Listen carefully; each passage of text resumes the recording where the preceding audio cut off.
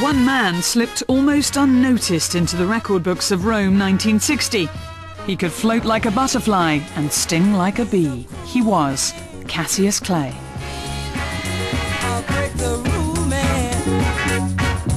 I first interviewed him in 1963 when he was coming here to fight Henry Cooper. He wasn't champion and he wasn't world champion. He was meeting Henry in what was a sort of final eliminator for the world title. And the BBC said to me, look, once Clay gets to London, you won't get near him. It'll be absolute bedlam.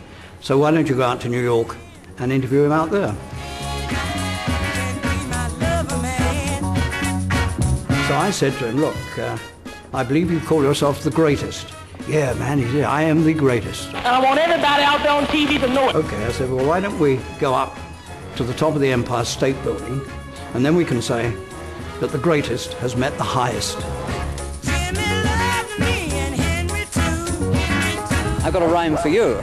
It's fun to talk to Cassius Clay, but now's the time to call it a day. How's that? You're poor and don't know it.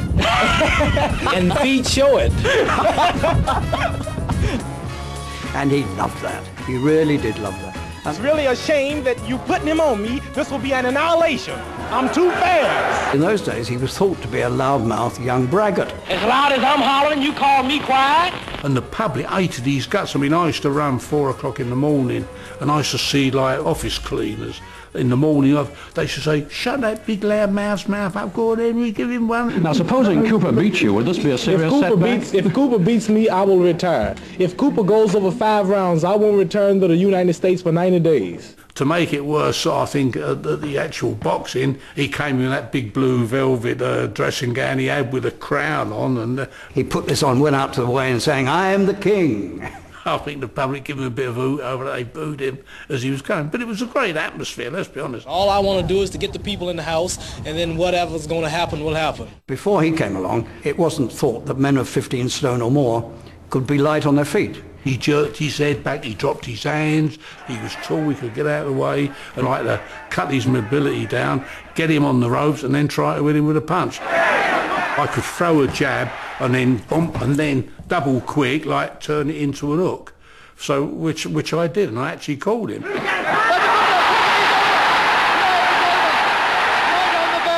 the bell has sounded, and he's up at about 3, Clay.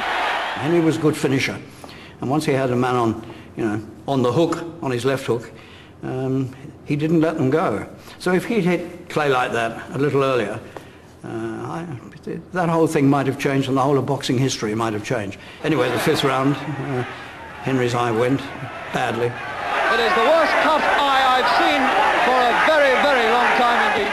Warm blood was dripping onto my body, and I could feel, I mean, when you're feeling hot blood like coming onto your body, you know I knew it was bad. So then you just have to try to go mad, and well, not go mad, but you just have to try to land your big punch, which I tried to do. But unfortunately, it was it was too bad, and the referee had to stop it. And Tommy Little's looking at it, and he's had to stop the fight. It's all over in round 5.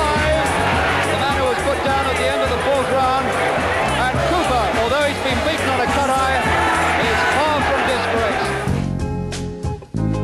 The following year, Clay challenged for the world heavyweight title against the most feared fighter of his generation.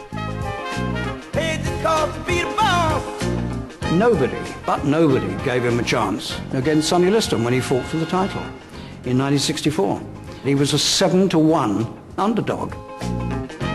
And 7 million people in Britain stayed up to watch what was the first ever fight to be transmitted live across the Atlantic by satellite. Liston will be merciless, he won't give him any mercy. See, Liston had never boxed anyone like him before.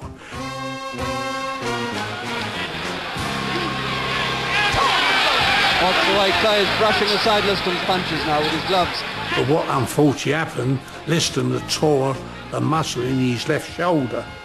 Now, there's nothing worse to go in the ring and start slinging your left out and missing, not hitting the opponent. If you're missing, then you're pulling it and stretching it, and you're playing it up, and bet your life it played. Well, it did, it played him up. And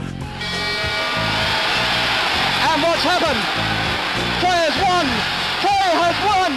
It's all over at the end of the 6th round, and Cassius Clay is the new champion of the world! suddenly everything changed.